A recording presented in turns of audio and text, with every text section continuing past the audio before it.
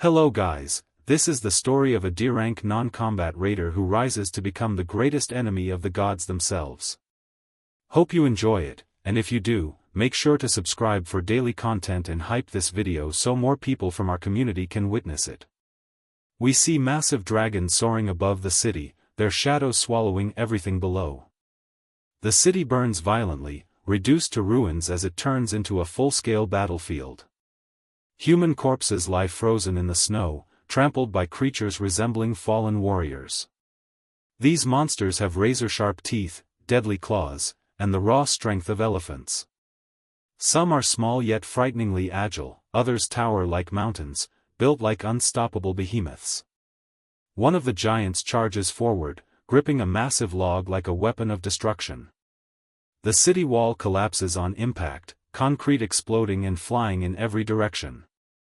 Below, a terrified mother runs through the chaos, desperately holding her son. She notices debris flying toward them, throws her child away, and braces herself for the impact. The boy lands in the snow, saved by his mother's final instinct. But the mother is crushed beneath the falling concrete.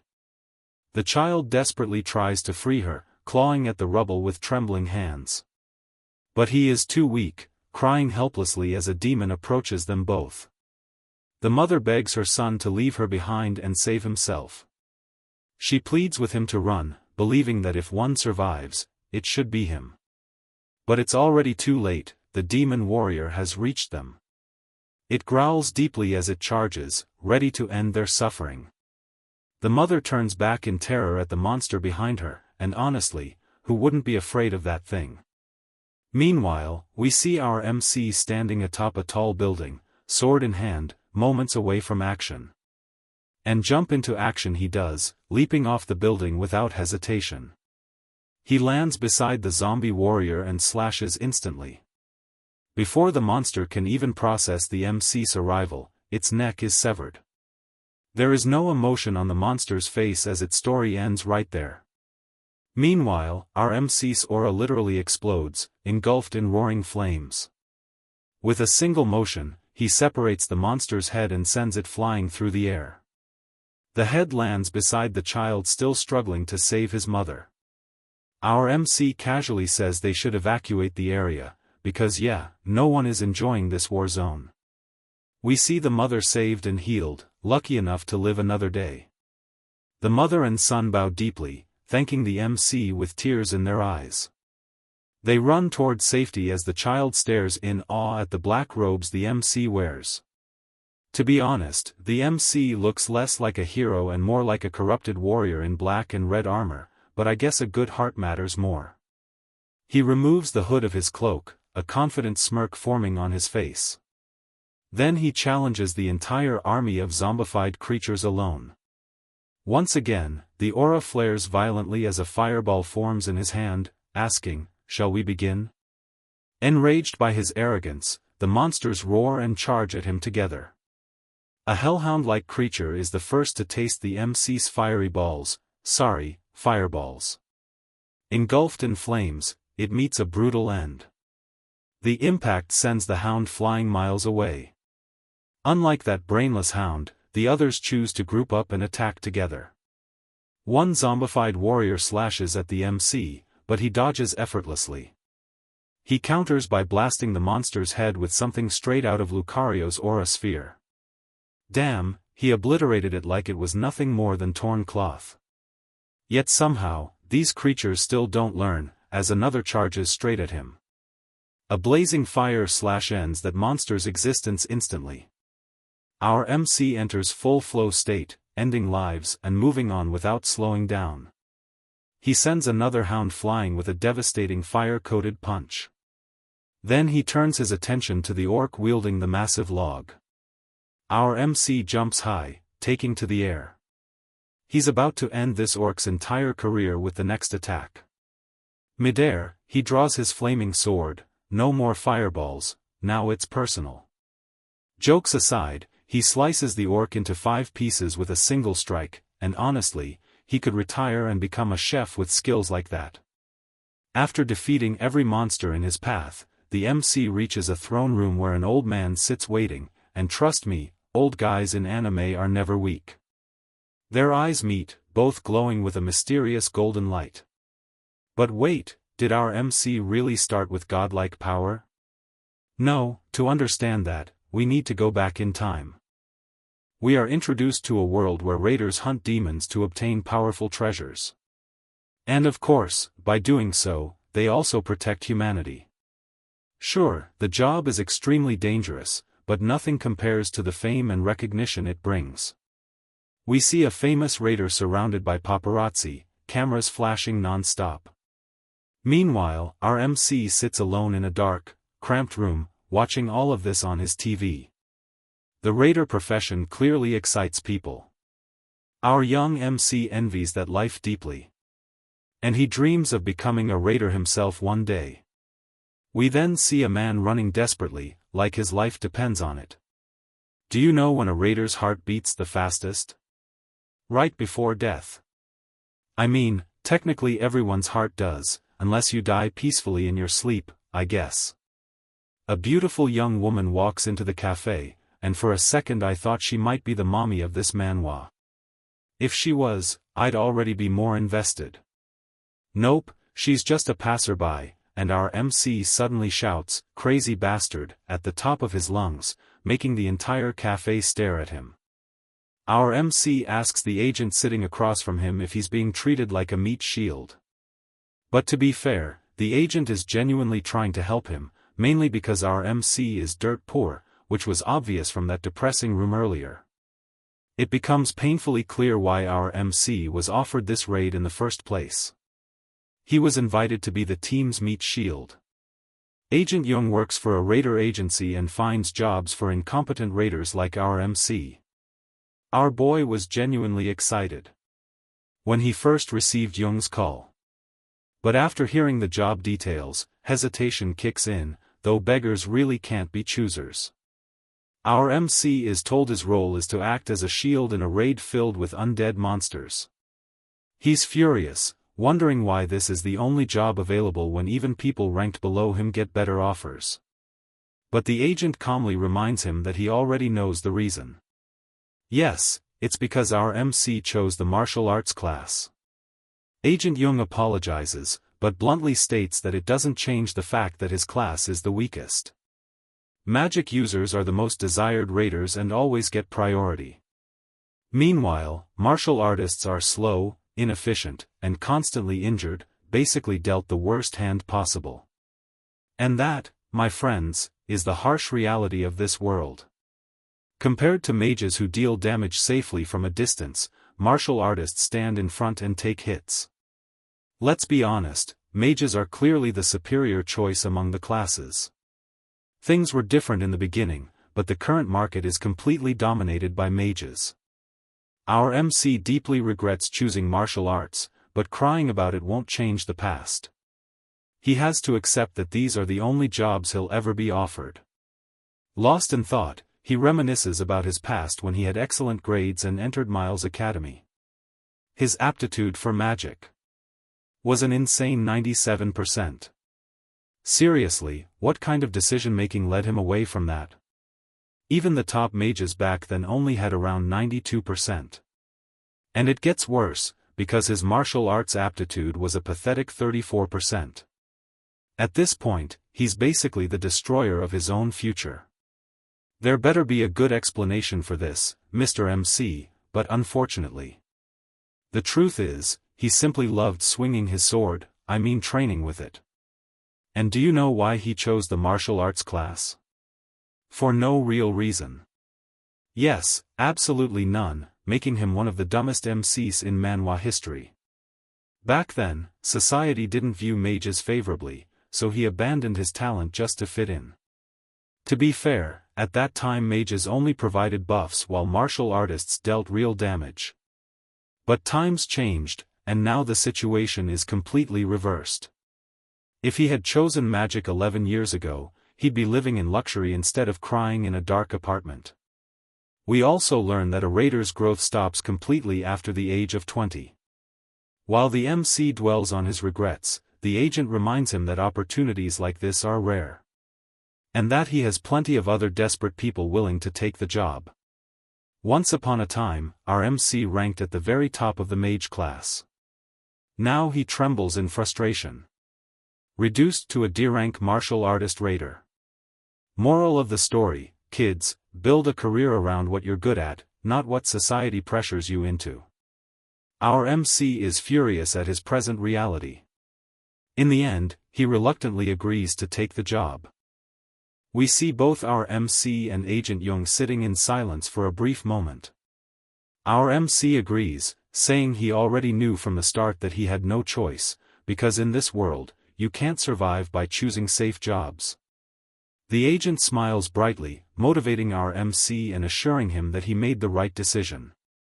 He reminds our boy not to be late for work, because apparently even monster-filled worlds follow corporate rules.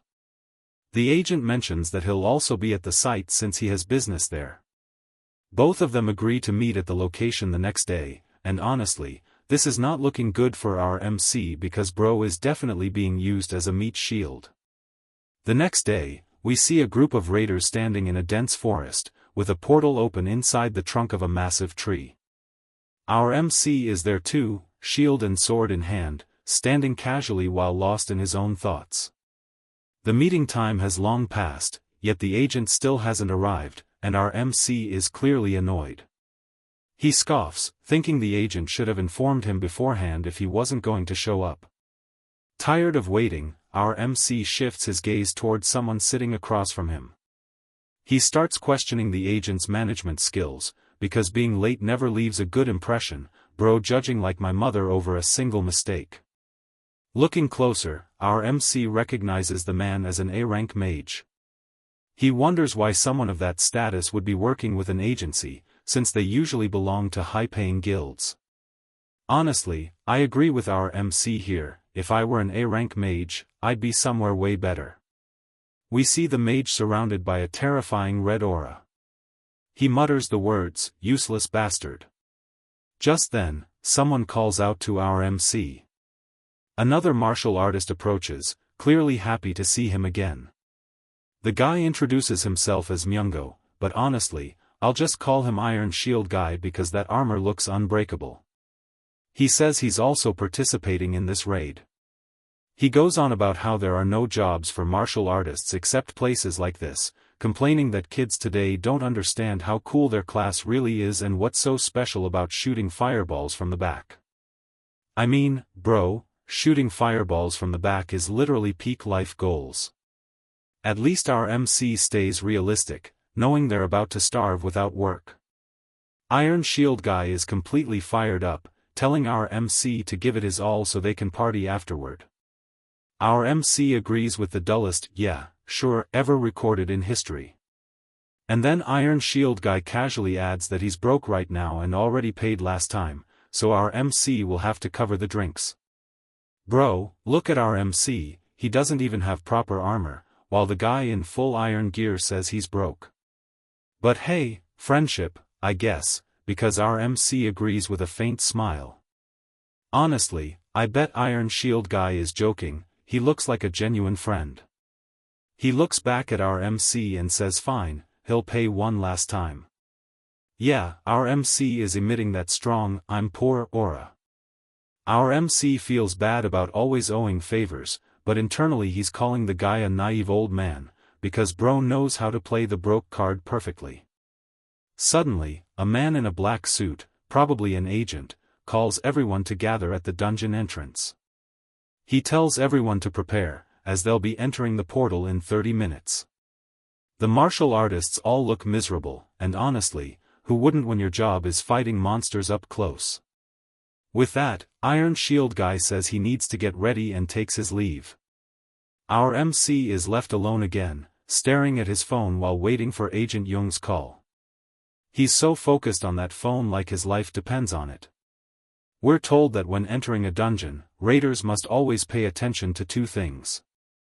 The first is when they get unexpectedly lucky. Because luck excites raiders and lowers their guard. And just when they stop thinking rationally, the dungeon tests them, as we see two adventurers happily finding a chest, only for it to be a monster that drags them inside with massive tentacles, falling for the oldest trick ever. the second rule is something we don't get to hear. Because our MC suddenly gets called out.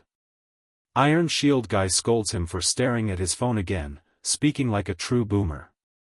He asks if our MC does this every time before entering a dungeon, joking that maybe there's a picture of his girlfriend on it. Bro is broke, what girlfriend would even stick around? Our MC scoffs at the accusation, saying it's nothing. We don't see what's on his phone yet, but I guarantee it's not a girlfriend. Our MC smiles faintly while looking at the screen, his eyes filled with a quiet hope. It's a photo of him with his mother, promising her that he'll come back to see her. Okay, now I feel bad for clowning on him earlier. He starts walking toward the dungeon, where everyone has already gathered. We see people entering the dungeon one by one, a massive labyrinth barely lit, swallowing light itself. Vampire-like monsters immediately attack the raiders as the battle erupts without warning. One of the raiders shouts orders, telling the vanguards to raise their shields. A mage yells from the back lines, ordering everyone to stay in formation, yeah, real easy to command from a safe distance. He insults them, asking if they don't understand that they're supposed to hold formation even if they die. Our protagonist narrowly dodges a monster's attack and finally snaps, saying he can't take this anymore. Meanwhile, somewhere in the chaos, someone begins chanting, "O brilliant light of Alfheim." Multiple mages chant in unison, "O fierce flames of Surtr, burn all enemies before us." A massive fireball launches from the rear lines. It tears through the front line and slams straight into the monsters. Damn, the monsters are burned to a crisp, and yeah, the mages are harsh, but at least they're doing their job. We see our MC staring at the burning remains, realizing the mages came in clutch just as he was about to give up. His attention shifts elsewhere. "Bro, you're literally in the middle of a battlefield, focus." A mage starts shouting that the front line is supported by the Meteor Guild, a new but powerful guild. Honestly, our MC doesn't give a single damn about that. He's just relieved there are competent mages, meaning he won't die here today. The raiders regroup and take a short rest inside one of the dungeon chambers, which is well deserved. Iron Shield Guy survived too, and yeah, that's a relief.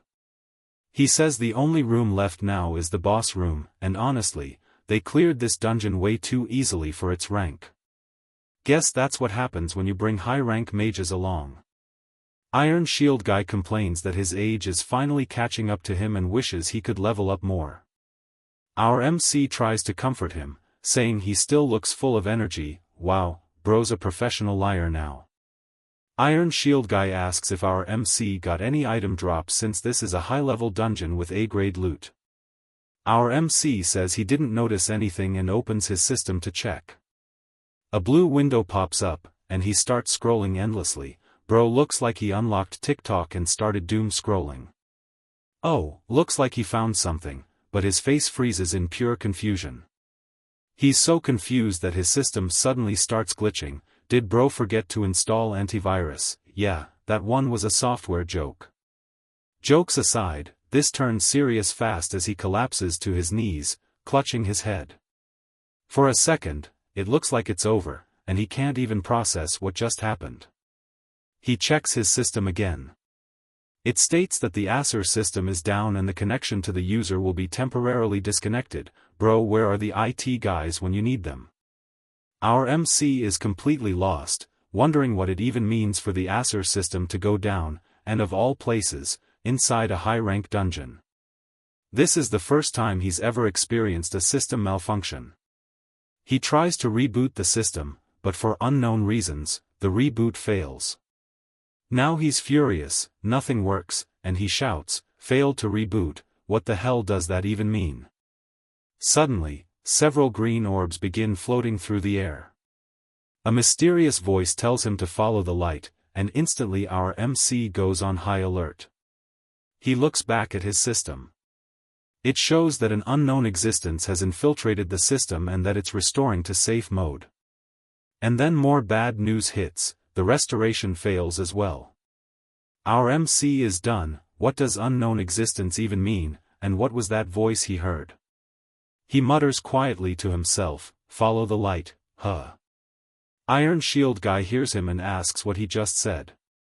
Our MC is startled and explains that he heard a voice moments ago. A voice that told him to follow the light. The glowing light shines directly on Iron Shield Guy's face, and no, this does not mean our MC has to kiss him. But it's not just him, the light starts moving, drifting through the raiders' camp. Our MC has no idea what's happening to him. He stares at the floating green orbs, confused, wondering if this is the light he's supposed to follow. Iron Shield Guy grows concerned, saying our MC has been acting strange for a while and asks if he's feeling okay. Our MC replies that he's fine, but his face clearly shows his confusion, his brain failing to process why he's being told to follow the light. He wonders to himself if he's the only one who can see the light and hear the call. The light slips through a narrow crack in the wall, and whatever lies beyond it looks like a dangerous path. Our bro starts sweating bullets. But curiosity takes over, because how could anyone not investigate this? It could be a message from the gods or a demon trying to lure him in. He starts walking, and Iron Shield Guy asks where he's going, but our MC says he'll be back in a moment. Our MC heads toward the cracked wall, his face showing fear and determination at the same time. He still has no idea what the hell is happening to him. That tiny crack opens into a massive, pitch-dark cavern, and our protagonist is completely alone inside it. He tries opening the system window again to gather information about this place. But it still shows the Acer system is down and the window cannot be loaded. Bro desperately tries to get it working, but nothing happens. The system displays a partially damaged feature, whatever that means, while attempting to reboot in safe mode. Our MC scratches his head, completely unsure of what's happening to his system. He remembers that ever since he awakened at the age of 10, the system never went down even once in 17 years. It was never damaged and never attempted to reboot itself. Now he starts connecting the dots, the voices he heard must be related to the system going down. The system glitches violently again, and he recalls the message about an invasion by an unknown existence. He remembers how right after opening his system, he began seeing this strange light. And that mysterious voice telling him to follow it. He suspects something big is changing in the Acer system. Bro jokingly thinks it's upgrading to Windows 12. We're told that the Acer system is named after the Asgardian gods like Odin and Thor. It's believed that this system was passed down from the Acer themselves. This system is humanity's final line of hope and defense. Yeah, a system is the last stand in this world. We see a ship sailing peacefully across the ocean on a sunny day, until the waves suddenly turn violent. That day, 20 years ago in 2011, later became known as the Year of Disaster. A massive tree emerged out of nowhere, right in the middle of the Pacific Ocean. The tree sprouted overnight and grew so large that it covered the sky in just 9 days. Some called it a sign of the end times, while others claimed it was a blessing, free timber for life. We see a stained glass window with the image of the tree, inside a cathedral. The tree is named Yggdrasil, the world tree from ancient mythology. Once the tree fully grew on the 9th day, disasters began. Valkyries engulfed in flames appeared, and giant dragons attacked humanity. Half of mankind died to monster attacks, while the rest fell to plagues. We see massive wolves hunting and devouring humans. The entire world sinks into despair. Then we see a lone man walking forward, holding something that looks like a sword. Bro is straight up aura farming. Yep, it's a sword, and yep, this guy is about to fight the monsters alone. The giant wolves shift their gaze toward him. Golden hair, a calm smile, and just like that, humanity's hope is born. The wolves rush at him, believing he's just another helpless prey. But the moment one leaps, the man takes his stance, his sword coated in purple aura, and slashes them all apart. That was the first human to wield divine power. He became known as an awakened, those who hunted monsters. The Acer system is the strongest weapon granted to humanity's heroes. Yeah, okay, I take back what I said about the system. Back in the present, our MC grows anxious as his Acer system begins changing, and he feels this won't end well. Our boy finally reaches a chamber inside the dungeon, where two pillars of the same glowing light stand tall. He stops walking, probably exhausted at this point. Between the pillars, he sees a gigantic door. Our MC is completely shocked, unable to believe what's in front of him. Then his expression shifts into a smile. The door before him is a treasure gate itself, but did bro forget rule number 1, never drop your guard when you get unexpectedly lucky. He explains that treasure gates are secret rooms filled with treasures and have an extremely low chance of appearing. Usually, treasure gates are filled with special items and rare materials. Yeah, bro definitely forgot his own rule. Our MC opens the gate with excitement, because a treasure gate alone can sell for hundreds of millions of won. He hopes with all his heart for an A rank or higher item waiting beyond it. He imagines himself finally leaving this boring, miserable life behind. With his eyes closed, he opens the gate, praying for A rank or higher equipment. Inside is a room with no ceiling, a star-filled night sky above, and white pillars straight out of Roman architecture. At the center stands an altar, holding a single item glowing like the sun itself. Our MC can't believe a place like this exists inside a dungeon. It feels like something straight out of ancient legends he saw on TV. His eyes lock onto the glowing object resting at the center. His emotions overflow, and for the first time in forever, he genuinely smiles. He starts walking toward the item, excitement skyrocketing through the roof. Step by step, closer and closer, until he's finally about to grab it. Suddenly, the entire room is flooded with blinding light. A system window pops up, stating that a damaged system feature has been successfully restored and that the MC has obtained a piece of equipment. Bro just keeps receiving gift after gift, even the system came back online at the perfect moment. He's ecstatic, realizing that when luck changes, good things really do come all at once. He picks up the glowing object, which looks like a black orb, honestly resembling an 8-ball from Pool. The system reveals it as Odin's Lost Eye, a mythic rank item, granting rune writing and the ability to reverse, dismantle, or destroy magic once equipped. The light blinds him, and he hasn't even read the full system description yet.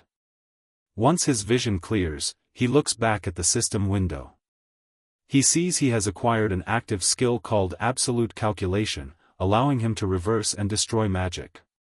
The effects state he can copy an opponent's skill using a blank card, and bro is absolutely stunned.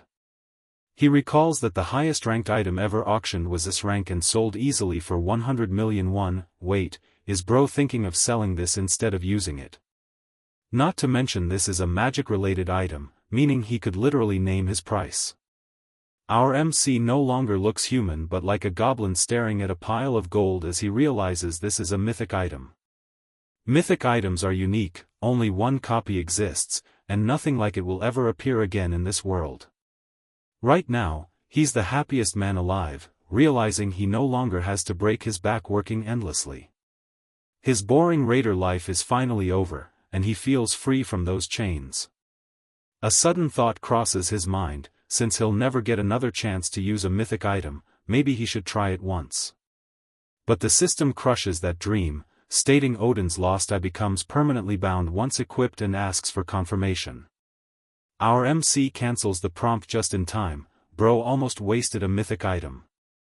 His goal isn't power, it's wealth, and selling this item would solve everything. He's tired of being a raider and doesn't want to use the item himself when selling it could guarantee a happy life. He stores the item safely in his system, reminding himself that being over 20 means he can't level up anymore anyway. Even if he wanted to use it, he wouldn't be able to make full use of its power. Still, he's grateful for this situation, thinking that as dungeons become common, unexpected events like this are bound to happen. He explains that these unexpected events fall into two categories, fortune and misfortune. He stands there for a moment longer, admiring the beauty of the room and wondering if it's time to head back. Meanwhile, back at the camp, Iron Shield Guy tells everyone our MC will return soon and that he probably just went to take a piss. Our MC returns just in time, saving Iron Shield Guy's dignity. A mage angrily calls out our MC's name. He orders him to hurry up since the raiders are about to challenge the boss. Our MC apologizes, but the mage keeps lecturing him, warning him not to act on his own again. Iron Shield Guy forces our MC to bow and assures the mage it won't happen again. Both of them watch the mage walk away. Iron Shield Guy looks closely at our MC, sensing something different about him. He bangs his shield loudly and tells our MC not to look down and to cheer up. Our MC tells him not to worry, saying he's fine. Then he casually says the drinks are on him tonight, bro already spending money he hasn't even made yet. Iron Shield Guy stares at him in confusion as our MC walks toward the group preparing for the boss raid. He thinks our MC has completely lost it at the age of 27, unaware of what our MC has just obtained. Iron Shield Guy scratches his head, worried about our MC, but our MC is different now, bro really thinks luck just shook hands with him. Our MC is sly enough to know he should not share what he just found with anyone. He reminds himself that a dungeon is a lawless zone, what happens inside stays inside. If he opens his mouth about the mythic item, someone might open his chest to steal it. He decides it's not too late to sell the item after the raid, until then he has to stay invisible like a broke ninja. The mage once again orders everyone to fall into formation and resume the raid. Suddenly, the ceiling cracks, and panic spreads instantly. Our MC slides away from the falling debris. But he barely dodges it since he's still injured from his earlier hero dive. Then out of nowhere, the entire area fills with thick purple smoke. A raider starts coughing violently, and yeah, that's blood, definitely not strawberry syrup. Our MC reacts fast, realizing this is poisonous fog and immediately covers his nose. He knows inhaling this for too long means a speed run to the afterlife, so priority 1 is getting out. We see Silver Shield Guy calling out for our MC. He knows the situation too, warning that the fog is lethal and they need to escape. Our MC agrees instantly, because bro is very motivated to stay alive. He shouts to everyone. But just as he's about to tell them to retreat, blood splatters all over him. Fear fills his eyes as his brain refuses to process what just happened. Iron Shield Guy has been stabbed straight through the chest and is coughing blood, bro that armor did nothing. We don't see the attacker, but the wound is deep as blood pours out uncontrollably. Our MC watches Iron Shield Guy collapse to the ground, no, not him, the one guy who always had his back. Our MC lowers his hand from his face, frozen in shock, his brain buffering hard. His body trembles as his eyes refuse to accept reality.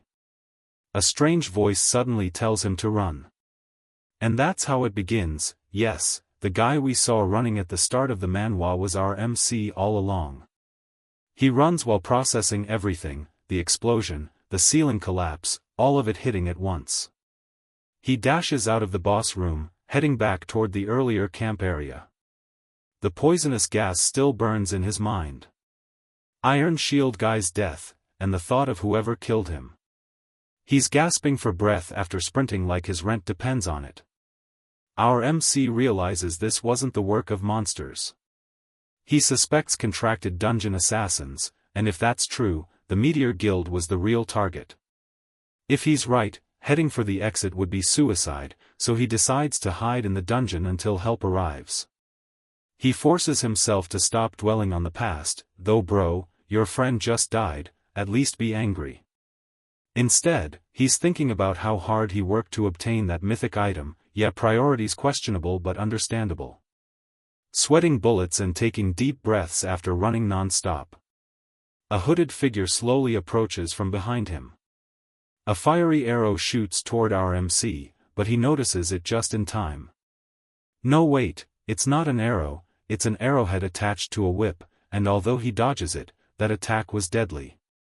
He turns around to face the approaching figure. The man says he knew our MC would survive that attack. The hooded figure looks human, wearing a sly grin with both hands casually tucked into his pockets. His face is revealed, and it's Agent Jung. Okay, plot twist secured, I'm invested too. He mutters, didn't I tell you? Jung smiles like a maniac and says he told him he'd come see him today. Our MC clutches his shoulder, clearly injured. He angrily asks Jung if this was all his plan from the beginning. He demands to know if Jung released the poison fog and attacked the Meteor Guild. Jung just laughs, like a villain checking items off his to-do list. He admits our MC is completely right. Even though our MC knows the truth, part of him still doesn't want to believe it. He forces himself to stay calm, because understanding the situation comes first, and asks Jung why he did it. Jung casually replies that his client ordered it, and he simply followed instructions. And besides that, he stares at our MC like he's already decided to end his life too. He explains that plenty of people hate the Meteor Guild.